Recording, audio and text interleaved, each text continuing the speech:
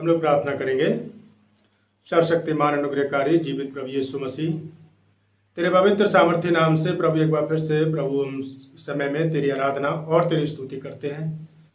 अपने वचन के द्वारा प्रभु तू हमें आशीष दे। जो वचन तूने प्रभु जी हमसे कहे हैं उनके द्वारा प्रभु हम प्रतिदिन बढ़ें और तेरे नाम की महिमा करें। हे प्रभु, अपने इन वचनों के द्वारा तू उनमें से हर एक सुनने वाले को आशीष दे और इन वचनों के द्वारा प्रभु इन प्रतिज्ञाओं के द्वारा हम तुझ में बढ़ाए जाएं और बहुतायत से फलवंत हो सके। हर एक सुनने वाले को तू प्रभु आशीष दे, अनुग्रह कर। यीशु मसीह के नाम से इस प्रार्थना को मांगते हैं, आमीन। आमीन। प्रभु का धन्यवाद करते हैं कि परमेश्वर ने हमारे लिए आशीषित होने के लिए चुना है। परमेश्वर ने हमें आशीषित होने के लिए चुना है ना।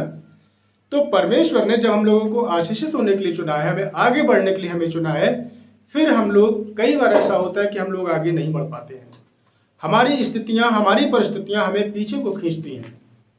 लेकिन प्रभु ने जो प्रतिज्ञा की है, जो वादा किया, जब अदन की वाटिका में परमेश्वर ने मनुष्य को बनाया, जब हम अगर इस वचन को देखेंगे, पढ़ेंगे, तो परमेश्वर क्या कहता है कि तुम फूलो फलो। और परमेश्वर ने आशीष दी, हमारे लिए बढ़ाया। परमेश्वर ने उसने प्रतिज्ञा की है कि हम दिन प्रतिदिन बढ़ेंगे, हम फलवंत होंगे।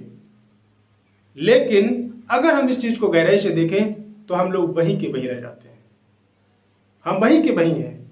लेकिन परमेश्वर आज के इस वचन में हमारे लिए कुछ बात करना चाहता है। जो वचन परमेश्वर ने मुझे दिया है कि हम इसके द्वारा सीख कर, इसको मान कर और हम उसके द्वारा आशीषें प्राप्त कर सके। मेरे साथ परमेश्वर का वचन निकालेंगे। पहला भजन संहिता 1 अध्याय और उसका 1 लेके 3 वचन तक पढ़ेंगे। क्या ही धन्य है वह पुरुष जो दुष्टों की युक्ति पर नहीं चलता और न पापियों के मार्ग में खड़ा होता और न ठट्ठा करने वालों की मंडली में बैठता है, परंतु वह तो यहोवा की व्यवस्था से प्रसन्न रहता और उसकी व्यवस्था पर रात दिन ध्यान करता है। परमेश्वर अपने इन वचनों के द्वारा पढ़े और सुने जाने पर हम लोग को आशीष दे। हर एक सुनने वाले पर परमेश्वर की आशीष ठहरे। परमेश्वर का वचन यहाँ क्या कहता है? क्या ही धन्य है, क्या ही धन्य है वो मनुष्य जो क्या करता है?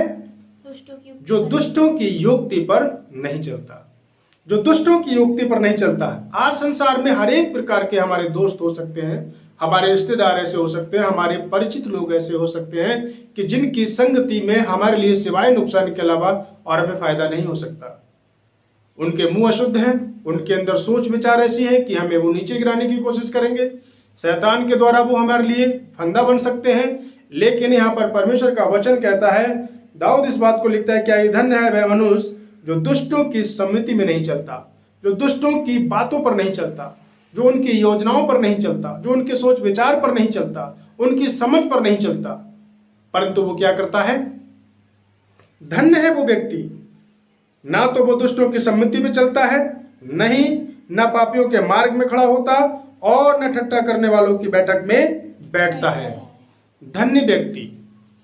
परमेश्वर का वचन कहता है, जब हम यीशु मसीह के बारे में जब देखते हैं, उसने क्या कहा? हे धन्य, परमेश्वर के धन्य लोगों।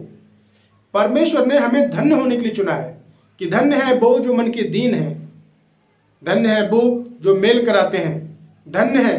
परमेश्वर ने हमें धन्य होने के लिए चुना है, परमेश्वर ने हमें आशीषित होने के लिए चुना है। और वचन बताता है कि क्या ही धन्य है वह मनुष्य जो दुष्टों की सम्मति पर नहीं चलता है और ना ही पापियों के मार्ग पे खड़ा होता। हमें पापियों के मार्ग पर खड़ा नहीं होना है, हमें दुष्टों की संगति पर नहीं चलना है, बल्कि परमेश्वर का वचन क्या कहता है कि परंतु वो तो यहोवा की, किससे?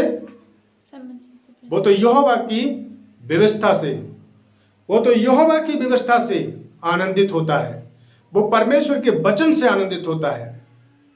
वो लोगों की धन संपत्ति से आनंदित नहीं होता, वो लोगों की संगति से आनंदित नहीं होता है, बल्कि वो परमेश्वर की उपस्थिति में आनंदित होता है, वो परमेश्वर की दया से आनंदित होता है।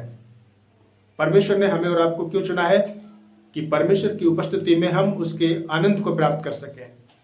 इस चीज को चेले भी बोलते हैं कि परमेश्वर हम तुझे छोड़कर कहां जाएं, आनंद की भरपूरी तो हमें तेरे पास मिलती है। लेकिन हम वहीं पर उतने ही परेशान हैं क्योंकि हमारी संगति गलत है, हमारे लोग जो आसपास रहते हैं वो गलत है। परमेश्वर जब तक उनको दूर नहीं कर देता, या हमें उनसे दूर कर देगा, या तो पाप में एक खासियत होती है, या तो वो परमेश्वर से दूर करेगा, या तो परमेश्वर उस पाप से दूर कर देगा हमारे लिए।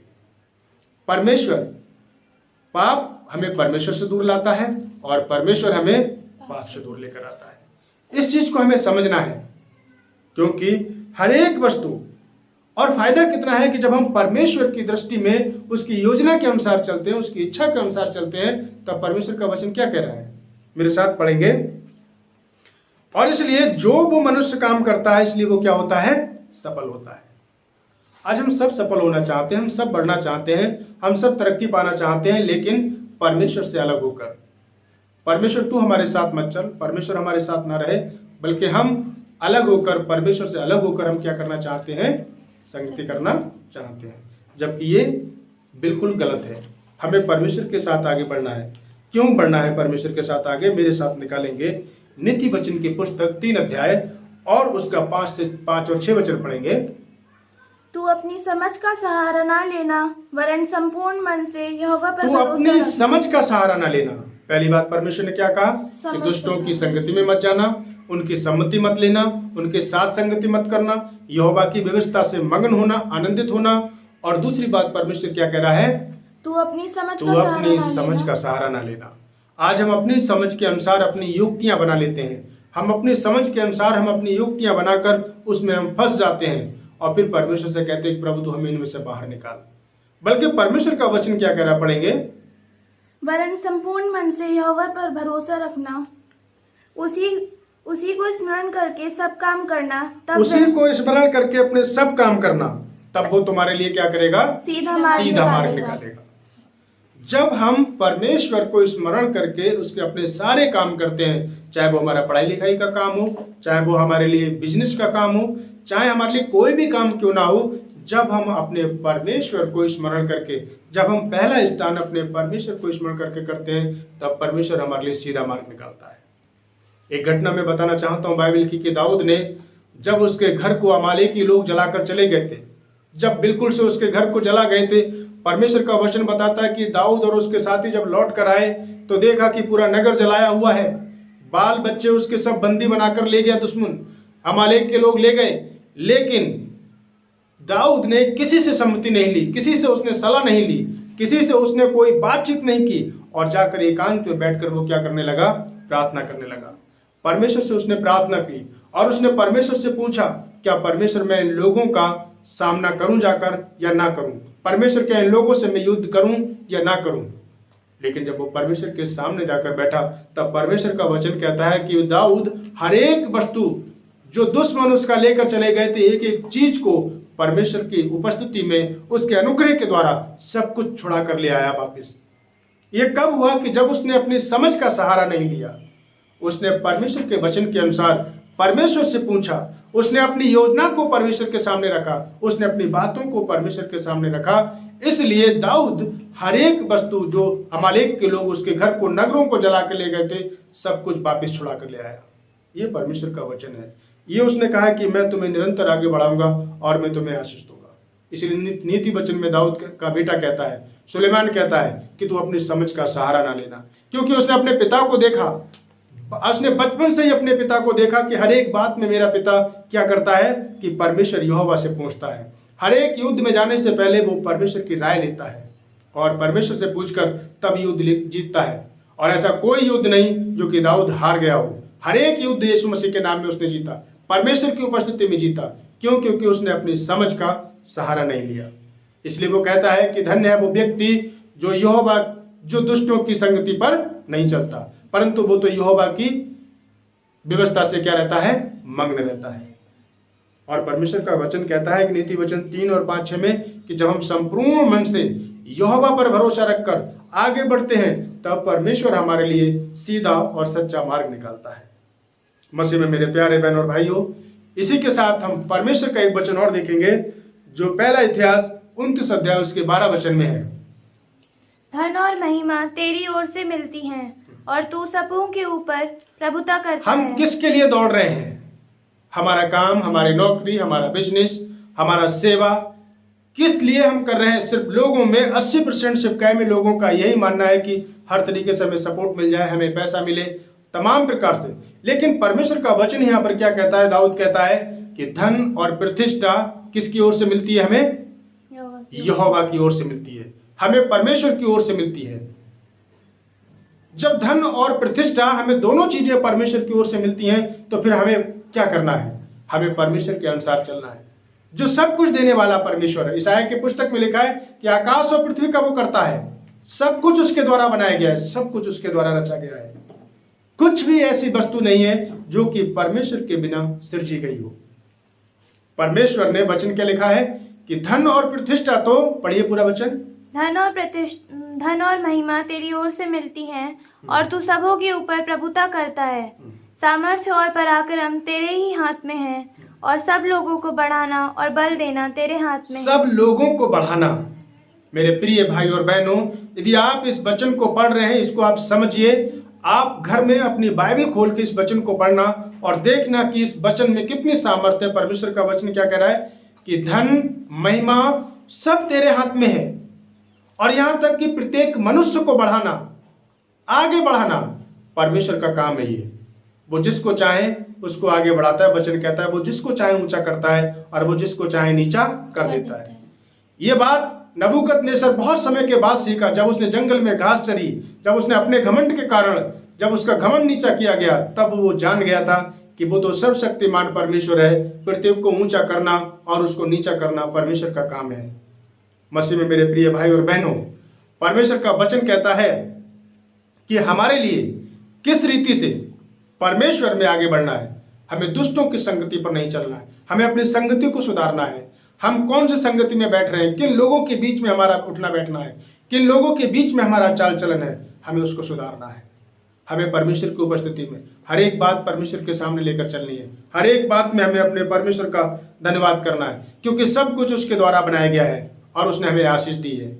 अगर इस वचन को मेरे साथ निकालेंगे, उत्पत्ति की पुस्तक और उसका 1 अध्याय उसके 28 वचन को अगर हम पढ़ते हैं, वहां पर परमेश्वर ने सृष्टि के आरंभ में जब मनुष्य को बनाया, नर और नारी करके उसकी सृष्टि की, तभी परमेश्वर ने हमें आशीष दे दी थी।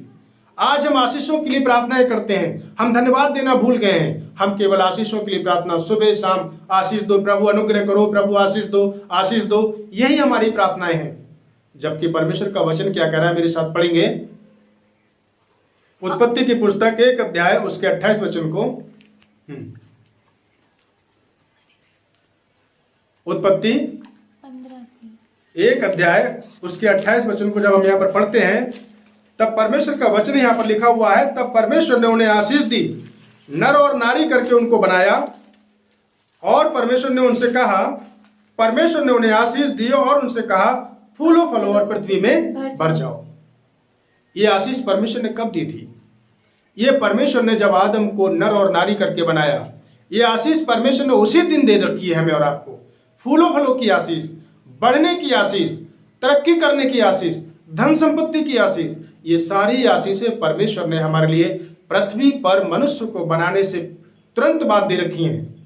और वचन में क्या लिखा हुआ है 1:28 में, और परमेश्वर ने उनको आशीष दी और उनसे कहा, फूलो फलो और पृथ्वी में फूलो फलो और पृथ्वी पर क्या हो जाओ, भर जाओ। भर जाओ। मेरे प्रिय भाई और बहनों, आज हम किस चीज के लिए प्रार्थना करते हैं? आज हमारी प्रार्थनाएं क्या हैं? हे परमेश्वर तू हमें आशीष दे, हे परमेश्वर तू हमें बढ़ा, हे परमेश्वर तू हमें धन संपत्ति दे। मसीह में मेरे प्रिय भाई और बहनों, इस बात को समझना है कि परमेश्वर का वचन हमारे लिए क्या कहता है, उसने हमें किस रीति से चुना है। क्योंकि प्रभु का वचन निरंतर हमारे लिए आशीष का कारण ठहरा है। और मेरे साथ निकालेंगे एक वचन और पढ़ेंगे, रोमियो की दूसरा पत्रस और उसका 2 अध्याय और 15 वचन पढ़ेंगे। 15 वचन से 2 अध्याय 15 वचन से पढ़ेंगे। वे सीधे मार्ग को छोड़कर भटक गए हैं। वो सीधे मार्ग को छोड़कर क्या हो गए? भटक गए हैं। मेरे प्रिय लोगों, ये सत्यता है ईसाइयों की, ये सत्यता है मसीह लोगों की, ये सत्यता है, ये सच्चाई है जो पत्रस की पुस्तक में पत्रस लिखता है। और वो क्या कह रहा है कि वो सीधे मार्ग से क्या हो गए? भटक गए। जबकि परमेश्वर का वचन कहता है कि हमें दुष्टों की सम्मति पर नहीं चलना है। लेकिन परमेश्वर के लोग क्या हो गए? सीधे मार्ग से भटक गए हैं। और उन्होंने कौन सा मार्ग लिया? पढ़ेंगे, और बाओर के पुत्र बिलाम के मार्ग पर हो लिए हैं। बाओर के पुत्र बिलाम के मार्ग पर हो चुके हैं, झूठा धन कमाने की लाभ में लगे हुए हैं, तमाम प्रकार से वो सारे काम कर रहे हैं जो परमेश्वर की दृष्टि में उचित नहीं है। परमेश्वर का वचन क्या कह रहा है कि उनकी ये सीधे मार्ग को छोड़कर भटक गए। उन्होंने बाओर के पुत्र बिलाम का मार्ग का अनुसरण किया, जिसने अधर्म की मजदूरी को प्रिय जाना है। परमेश्वर ने उत्पत्ति 1:28 में हमें आशीष दी। परमेश्वर ने आदम और हव्वा को बनाने के बाद, नर और नारी बनाने के बाद, सीधा परमेश्वर ने उनसे पहला सेंटेंस क्या कहा? फूलो फलो और पृथ्वी पर भर जाओ। मेरे प्रियजनों, परमेश्वर ने हमें पृथ्वी पर भरने के लिए चुना है। हमें लोगों के द्वारा प्रताड़ित होने के लिए नहीं चुना है। परमेश्वर ने हमें लज्जित होने के लिए नहीं चुना है। उसने हमें पूंछ नहीं बनाया है, उसने हमें सिर बनाने के लिए चुना है। इसलिए जो भी है, जैसे अभी हमने पढ़ा नीति वचन में 3 अध्याय में, उसमें क्या लिखा है कि हर एक बात में परमेश्वर को स्मरण करके उसको अपने काम को करो, तब वो तुम्हारे लिए सीधा मार्ग निकालेगा। हमें बिलाम की तरह टेढ़े मार्ग पर नहीं चलना है। हमें अपना अपना मार्ग लेकर नहीं चलना है, बल्कि परमेश्वर का वचन क्या कह रहा है? परंतु अपने अधर्म के काम के लिए परमेश्वर किसको? अधर्म के, जो अधर्म का काम करने कौन गया था? बिलाम गया था। लेकिन ताड़ना किसको सहनी पड़ी? उसकी गदही के लिए। मसीह में मेरे प्रिय भाई और बहनों, ऐसे हमारे अधर्मों के कामों की ताड़ना कोई और झेल चुका है। हमारे पापों का दंड कोई और झेल चुका है। हमें अपने मार्गों को सुधारना है। हमें अपनी बैठक सुधारना है कि हम कहाँ पर बैठे हैं, हमें किन लोगों के बीच में रह रहे हैं, हम उसको हमें देखना है। क्योंकि परमेश्वर का वचन क्या कह रहा है कि उन्होंने तो अधर्म की मजदूरी को प्रिय जाना है। उन्होंने धर्म के मार्ग को छोड़ दिया, अधर्म की मजदूरी को प्रिय जाना है। जबकि परमेश्वर का वचन कहता है, पहला इतिहास उसके 29 अध्याय उसके 12 वचन में, कि धन और प्रतिष्ठा तो परमेश्वर तेरे द्वारा हमें प्राप्त होती है। Hallelujah, hallelujah. परमेश्वर के द्वारा हमें प्राप्त होती है, उसके अनुग्रह के द्वारा हमें प्राप्त होती है। क्यों? क्योंकि परमेश्वर जिसने सारी सृष्टि को बनाया है, जिसने हम सबको बनाया है, उसने हमें सृष्टि के आरंभ में ही हमें यीशु मसीह में चुनकर और हमें लिए आशीषें दे रखी हैं। उसने कहा, मैं तुम्हें आशीष देता हूं। परमेश्वर ने उन्हें आशीष दी और कहा कि फूलो फलो और पृथ्वी पर बढ़ जाओ। हमें परमेश्वर के द्वारा अपने सारे कामों को करना है, उसको स्मरण करके हमें सारे काम करना है। तब परमेश्वर का वचन कहता है कि वो हमारे लिए कैसा मार्ग निकालेगा? सीधा मार्ग निकालेगा। तब परमेश्वर हमारे लिए सीधा मार्ग निकालेगा। क्यों? क्योंकि परमेश्वर का वचन एक और पढ़कर हम उसके बाद में इस वचन के लिए अंत करेंगे और प्रार्थना करेंगे कि परमेश्वर हमारे मार्गों को सुधारे। हम अपने आप को परमेश्वर की उपस्थिति में सौंपेंगे। हम अपनी संगति, जो बैठक हमारी है, क्योंकि परमेश्वर का वचन कहता है भजन संहिता 1 अध्याय उसके 1 और 2, 3 वचन में कि धन्य है वो व्यक्ति जो दुष्टों की सम्मति पर नहीं चलता, परंतु वो तो यहोवा की दृष्टि में क्या? उचित काम करता है और उसकी व्यवस्था में मगन रहता है। मेरे साथ निकालेंगे दूसरा पत्रस 3 अध्याय उसके 2 से लेकर 4 वचन को और पढ़ देंगे। कि तुम उन बातों को जो पवित्र भविष्यवक्ताओं ने पहले से ही कही हैं और प्रभु और उद्धारकर्ता की उस आज्ञा को स्मरण करो। उस आज्ञा को स्मरण करो जो प्रभु ने सबसे पहले हमें दे रखी। उसने क्या कहा? यदि तुम मुझ में बने रहो और मेरा वचन तुम में बना रहे, तो जो कुछ मांगोगे वो तुम्हारे लिए हो जाएगा। और यहाँ पर वचन क्या लिखा हुआ है? पढ़ेंगे। और प्रभु और उद्धारकर्ता की उस आज्ञा को स्मरण करो जो तुम्हारे प्रेरितों के द्वारा दी गई थी। जो तुम्हारे प्रेरितों के द्वारा तुम्हें दी गई, तुम्हारे सेवकों के द्वारा तुम्हें दी गई हैं, तुम्हारे पास्टर्स के द्वारा तो जो आज्ञाएं तुम्हारे लिए दी गई हैं, जो वचन तुम्हारे लिए परमेश्वर के दासों ने दिया है, उन वचनों का क्या करो? परमेश्वर के आचरण करो, उन वचनों का पालन करें। क्योंकि परमेश्वर का वचन कहता है धन्य है वो जो परमेश्वर के वचन को सुनते और उस पर चलते और उनको मानते हैं। मेरे प्रियजनों, परमेश्वर ने हमें धन्य होने के लिए चुना है, परमेश्वर ने हमें आशीषित होने के लिए चुना है। इसलिए हमें परमेश्वर के इन वचनों के द्वारा हमें आशीषित होना है और हम ताकि उसके द्वारा उसकी महिमा का कारण बन सके। प्रभु का अनुग्रह हम सब पर अब और हमेशा होता रहे। सभी भाई बहनों को जय मसीह की। एक बार फिर से सभी भाई बहनों के लिए स्वागत है सभी का ऑनलाइन गॉस्पेल मिनिस्ट्री में। क्योंकि प्रभु ने, परमेश्वर ने जो वचन मुझे दिया, वो वचन आज मैंने आप लोगों के सामने पहुंचा दिया है। क्योंकि वास्तविकता है परमेश्वर का वचन सत्य है। इस वचन के द्वारा यदि आपको आशीष मिले, इस वचन के द्वारा यदि आप कुछ सीखें, तो आप इस वचन को शेयर करें, लाइक करें और इसके द्वारा एक दूसरे के लिए वचन के द्वारा उत्साहित करें। क्योंकि एक सेवा ये परमेश्वर के वचन की सिपाही है, जिसके द्वारा हम सब बहुतायत के द्वारा परमेश्वर में बढ़ें और उसके नाम की महिमा करें। यीशु मसीह में सभी को एक बार फिर से जय मसीह की।